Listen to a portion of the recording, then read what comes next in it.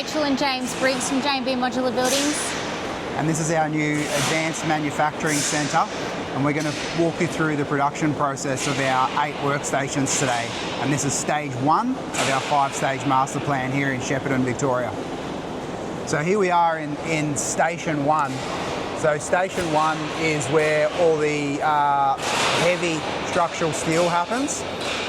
So I'll talk through a few of the innovations we have in this station. So we have swing arm trusses where we can get the welders out to where we need them. Over on the far side there we have CNC controlled bandsaws and cutting material. And then up the top here we have laser projection. So that's straight from the aerospace industry. So it's Boeing factory use those.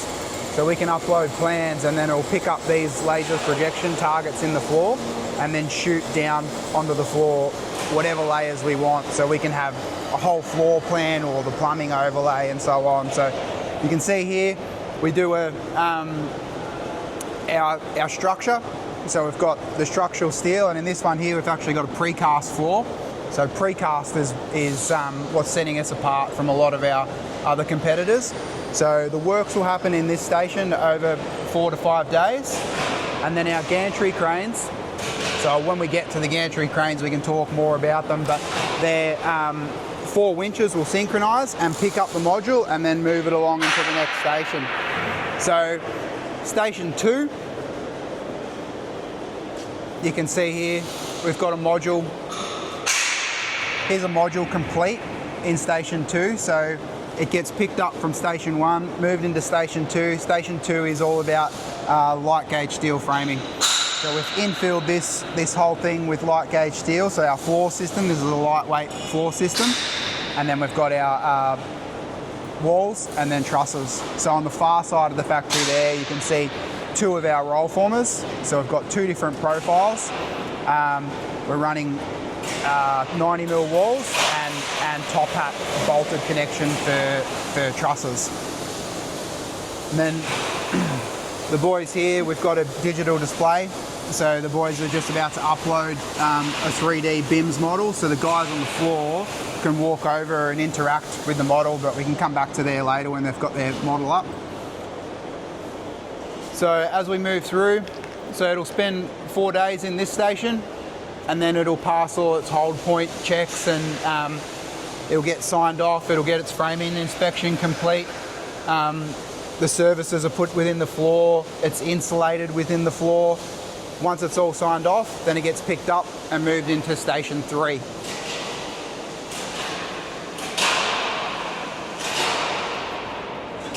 So this facility is just idling at the moment. We got our certificate of occupancy in Feb. We're now at the end of April. We're about to start 34 homes and a 3-storey apartment complex. So all that activity will start to happen over the next 3 weeks. Station 3 is where all the rough-ins happen. So a module will come into station 3 and all the services trades will come in. So we'll do all our wiring, all our plumbing, all the noggins for pre-plaster and so on. So that'll be in this station for 4 days, and then passes its hold point checks and then gets picked up and moved again. Then we're in station 4.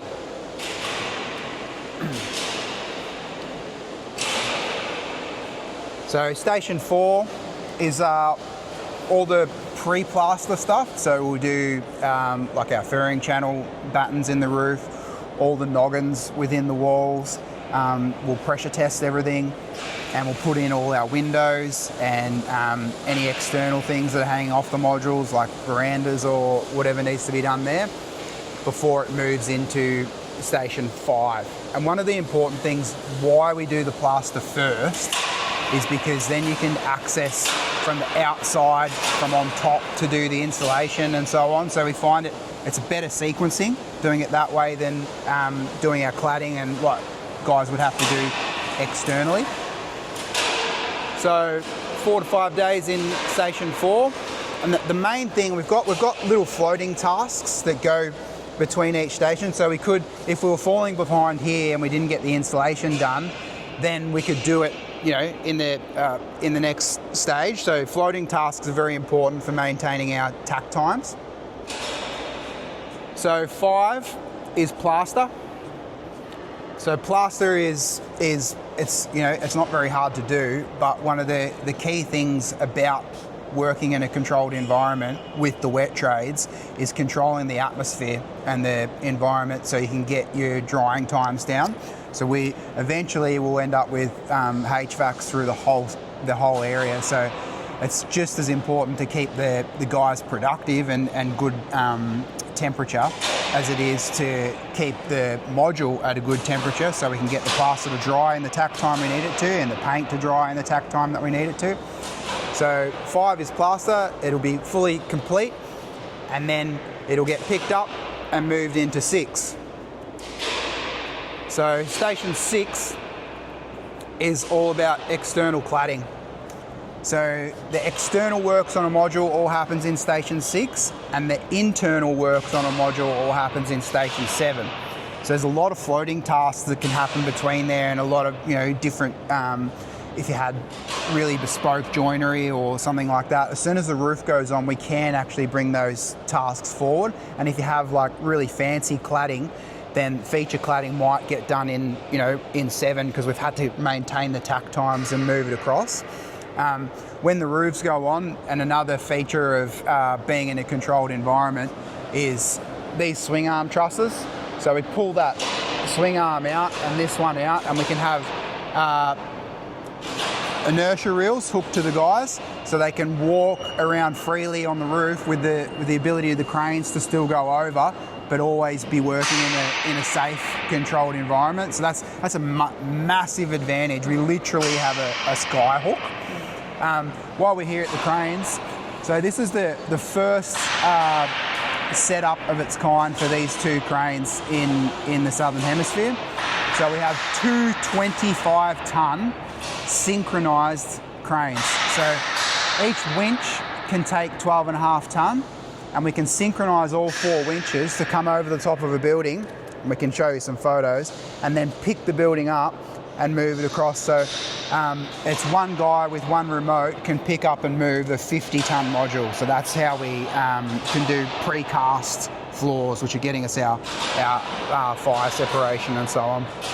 And we're vertically integrating as much as we can and bringing stuff in-house. So over the far side there, you'll see we've got an 8.5 metre folder. So when we're doing details with cladding and different flashings and things that make the exterior of the building nice, we can do it in-house and not lose that time within our tack time. So cladding in 6, and then we come down to station 7. So 7 is all the interior. So we'll be putting in the joinery, fitting off all the doors and furniture and FF&E, all the painting, the finishing of the tiling. Everything here happens in 7, and it's pretty well finished by the time it gets to station 8. So 4 to 5 days here, and then it moves into station 8. Station 8 is all the commissioning.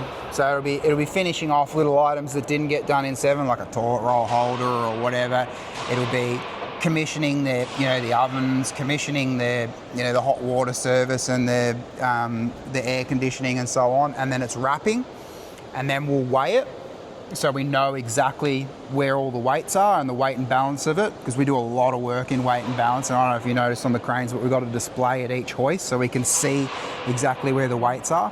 And the importance of the data that comes out of station 8 that goes to station 9 on site is critical. So we know where the weight is, and when we're rigging it on site with the slew crane, there's no guesswork. We know how heavy it is, we know where it's going to sit, how it's going to pick up, and by knowing that data and knowing where the center of gravity is, we can produce modules like this that are complete. So when we say complete, it is 95% complete, and it's just service connections on site, and that is the greatest evolution of volumetric modular construction. This is one of 5 modules we have ready to go that we've built. These are going to go, they're social housing projects that are going to go to Glenrowan.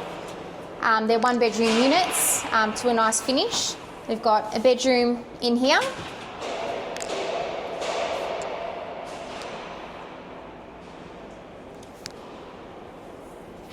We have nice square set finishes, which are really good quality. One bathroom.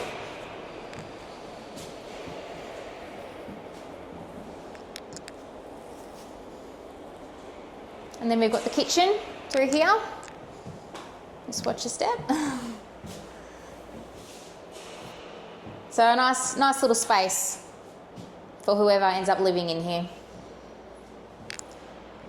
So basically, once we deliver this to site, there'll only probably be a couple of days connecting the services, and then it's ready to move in.